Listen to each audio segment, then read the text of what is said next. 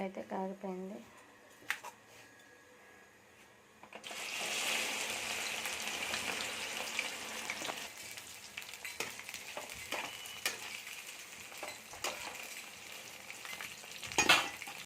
కొబ్బరికాయ ఆల్రెడీ కొబ్బరి కట్ చేసుకొని ముక్కలు ఎండలో పెట్టేసుకున్నాను అనమాట. ఎక్కువ కొబ్బరి వేస్తాను. కొబ్బరి చిన్నులపాయ ఎక్కువ వేసుకుంటాను నేను. చాలా బాగుంటుంది అన్నమాట. కొంచెం ఉప్పు కూడా వేస్తే మిక్సీ పట్టేసాను అనుకో, మెత్తగా మెదిగిపోయింది. ఇందులోకి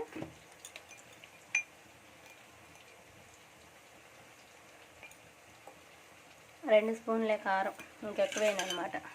చిన్నులపాయ కూడా నేను ఇప్పుడే వేసేసుకుంటా. చిన్నులపాయలు కూడా ఎక్కువ వేస్తాను. చాలా బాగుంటుంది అనమాట కారం. ఎంత బాగుంటుంది అంటే అంత బాగుంటుంది. మిక్సీ పట్టేస్తే ఇది కూడా మిక్సీ పట్టాను.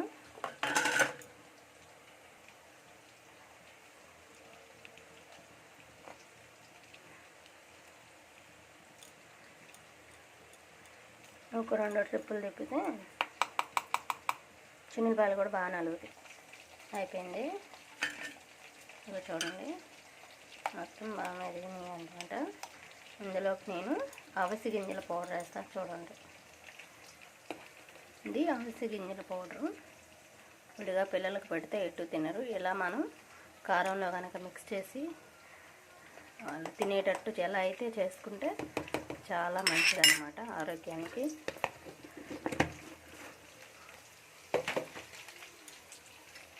మిక్సీ పట్టేస్తాం దాన్ని. పౌడర్ వేసాం కదా, మనకి చూడటానికి బాగా కలర్ఫుల్గా అయితే ఉండదు. కొంచెం కలర్ అయితే చేంజ్ అవుతుంది. చాలా టేస్ట్గా ఉంటుంది అన్నమాట.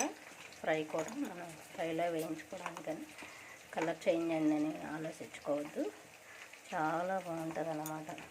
అవిసె గింజల పౌడర్ ఎముకల బలానికి అన్నిటికీ సంబంధించి, మోకాల నొప్పులు, పిల్లలకి హెయిర్ ఊడిపోతున్నా వీటన్నిటికి సంబంధించి విడిగా పెడితే ఎటు తినరు. అందుకనేసి నేను కారంలోను, ఫ్రైలోను, కర్రీలోను మొత్తం యాడ్ చేసుకుంటున్నాను అనమాట. ఎండకాయలు ఇందాక చేస్తాం కదా, బాగా ఫ్రై అయిపోయాయి.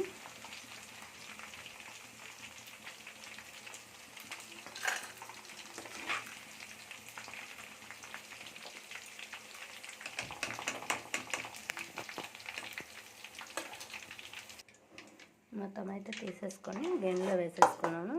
ఇందులోనే ఇప్పుడు కొబ్బరి కారం కొట్టింది ఉంది కదా, ఇందులో వేసేసి బాగా కలిపేసుకోవడమే. బాగుంటుంది అన్నమాట.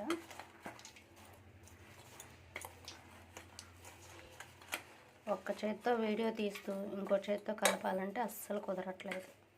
స్టాండ్ పెడదామంటేనే అంతా ఇరుకు మాకు వంటగది. ఎలాగ అడ్జస్ట్ చేసి స్టాండ్ పెడుతున్నాను. ఇప్పుడైతే కుదరట్లేదు స్టాండ్ పెట్టడానికి.